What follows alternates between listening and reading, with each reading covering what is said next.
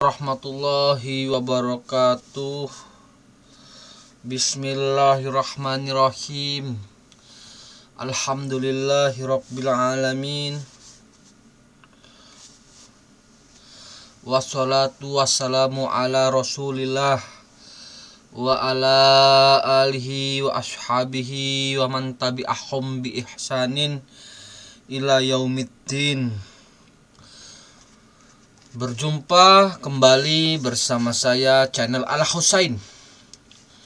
Kali ini saya akan melanjutkan sebuah audiobook buku yang ditulis oleh Profesor Dr. Buya Hamka rahimahullah. Memasuki bagian kelima bab ketiga yang berjudul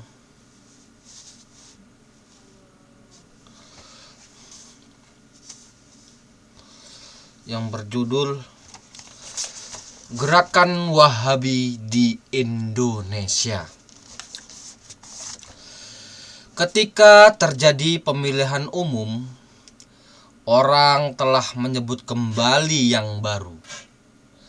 Lalu untuk alat kampanye, nama Wahabi.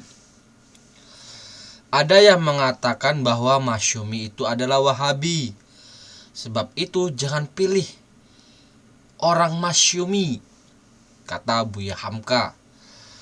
Pihak komunis pernah turut pula menyebut nama Wahabi dan mengatakan bahwa Wahabi itu dahulu telah datang ke Sumatera. Dan orang-orang Sumatera yang memperjuangkan Islam di tanah Jawa ini adalah dari keturunan kaum Wahabi. Memang sejak abad ke-18, sejak gerakan Wahabi timbul di pusat tanah Arab, nama Wahabi itu telah menggegerkan dunia. Kerajaan Turki yang sedang sangat berkuasa takut kepada Wahabi. Karena Wahabi adalah permulaan kebangkitan bangsa Arab sesudah jatuh pamornya karena serangan bangsa Mongol dan Tartar ke Baghdad. Wahabi pun ditakuti oleh bangsa-bangsa penjajah karena apabila ia masuk ke suatu negeri, ia akan mengembangkan mata penduduknya menantang penjajahan. Sebab paham Wahabi ialah meneguhkan kembali ajaran tauhid yang murni, menghapuskan segala sesuatu yang akan membawa kepada kesyirikan. Sebab itu timbullah perasaan tidak ada tempat takut melainkan Allah Subhanahu wa ta'ala. Wahabi adalah menentang keras kepada jumud, yaitu memahami agama dengan beku. Orang harus kembali ke Al-Quran dan hadis. Ajaran ini telah timbul bersamaan dengan timbulnya kebangkitan revolusi Prancis di Eropa. Pada masa itu juga infiltrasi dari gerakan ini telah masuk ke tanah Jawa.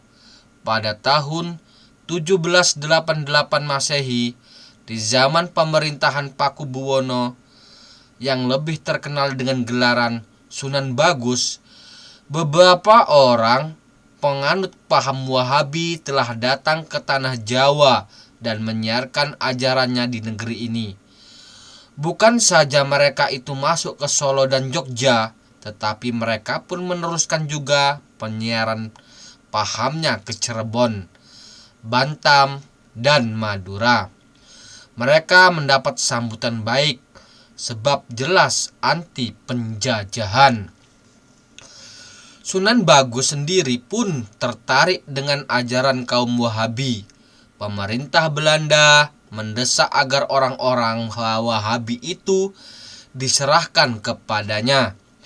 Pemerintah Belanda cukup tahu apa akibatnya bagi penjajahan kalau paham Wahabi ini dikenal oleh masyarakat atau rakyat kecil.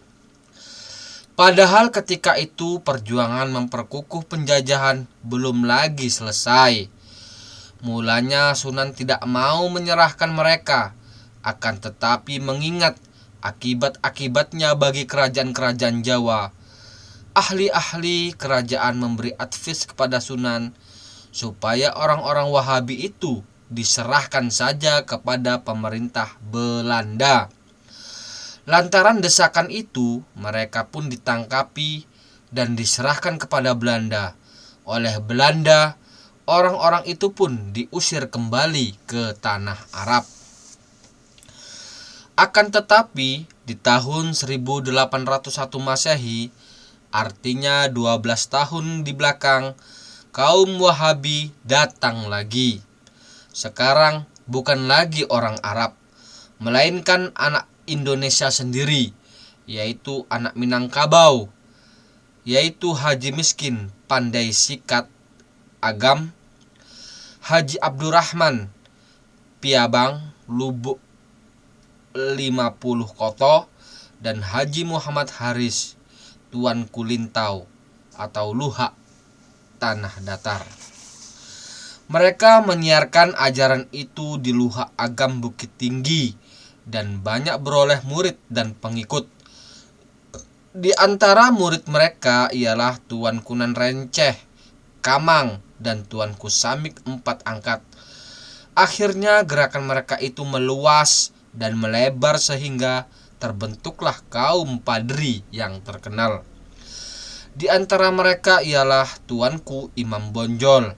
Terjadilah perang padri yang terkenal itu selama 37 tahun melawan penjajahan Belanda.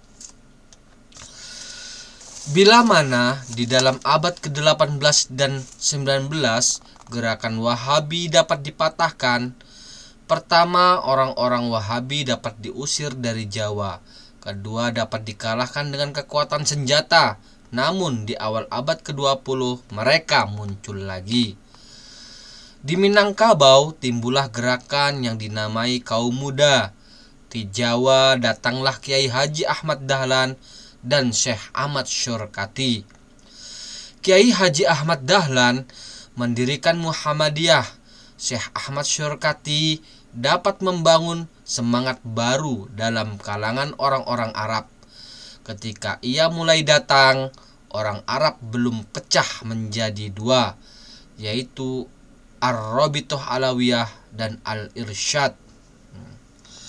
Ketika ia mulai datang, orang Arab belum pecah menjadi dua, yaitu Ar-Rabithah Alawiyah dan Al-Irsyad. Bahkan yang mendatangkan syekh itu kemari adalah dari kalangan yang kemudian membentuk Ar-Rabithah Alawiyah.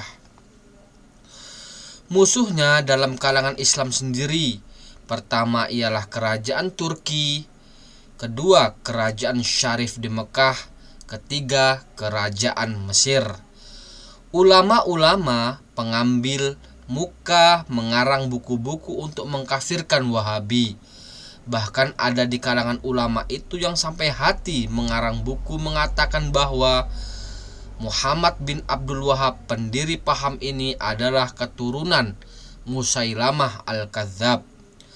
Pembangunan Wahabi pada umumnya adalah bermazhab Hambali, tetapi paham itu juga dianut oleh pengikut mazhab Syafi'i, sebagaimana kaum Wahabi Minangkabau, dan juga penganut mazhab Hambali, Hanafi, sebagaimana kaum Wahabi di India. Sekarang, Wahabi dijadikan kembali sebagai alat untuk menekan semangat kesadaran Islam oleh beberapa golongan tertentu yang bukan surut ke belakang di Indonesia ini, melainkan kian maju dan tersiar. Kebanyakan orang Islam yang tidak tahu di waktu ini yang dibenci bukan lagi pelajaran Wahabi, melainkan nama Wahabi. Insinyur Dr. Soekarno dalam surat-suratnya dari Endeh kelihatan bahwa pahamnya dalam agama Islam adalah banyak mengandung anasir Wahabi. Kaum komunis Indonesia telah mencoba menimbulkan sentimen umat Islam dengan membangkit-bangkit nama Wahabi. Padahal seketika terdengar kemenangan gilang gemilang yang dicapai oleh Raja Wahabi Ibnu Saud yang dapat mengusir kekuasaan keluarga Syarif di Mekah. Umat Islam mengadakan kongres besar di Surabaya dan mengetok kawat mengucapkan selamat atas kemenangan itu pada tahun 1925 Masehi. Sampai mengutus 2 orang pemimpin Islam dari Jawa ke Mekah, yaitu Haji Omar Said Cokro Aminoto dan Kiai Haji Mas Mansur dan Haji Agus Salim datang ke Mekah tahun 1927 Masehi atas undangan dari Ibnu Saud. Karena tahun 1925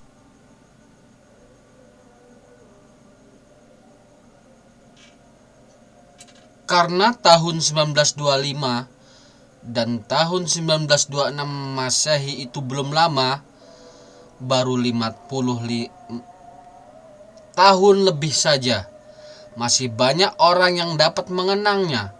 Bagaimana hebatnya reaksi pada waktu itu, baik dari pemerintah penjajahan atau dari umat Islam sendiri yang ikut benci kepada Wahabi karena hebatnya propaganda kerajaan Turki dan ulama-ulama pengikut Syarif Mekah. Sekarang pemilihan umum yang pertama sudah selesai.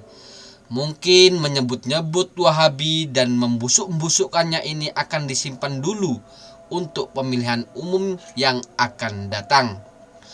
Meskipun propaganda ini masuk ke dalam hati orang sehingga gambar-gambar figur nasional Tuanku Imam Bonjol dan Kiai Haji Ahmad Dahlan diturunkan dari dinding, dan mungkin perkumpulan-perkumpulan yang memang nyata kemasukan paham Wahabi sebagaimana Muhammadiyah, Al-Irsyad, Persis dan lain-lain diminta supaya dibubarkan saja.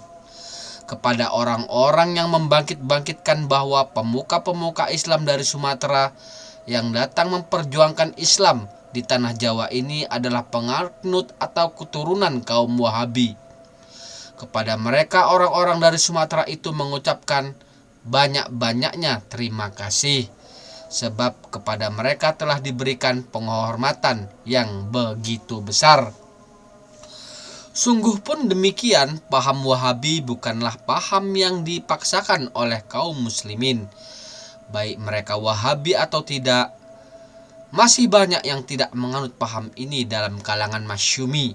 Tetapi pokok perjuangan Islam yaitu hanya takut semata-mata kepada Allah Subhanahu wa taala dan anti kepada segala macam penjajahan, termasuk komunis, adalah anutan dari mereka bersama.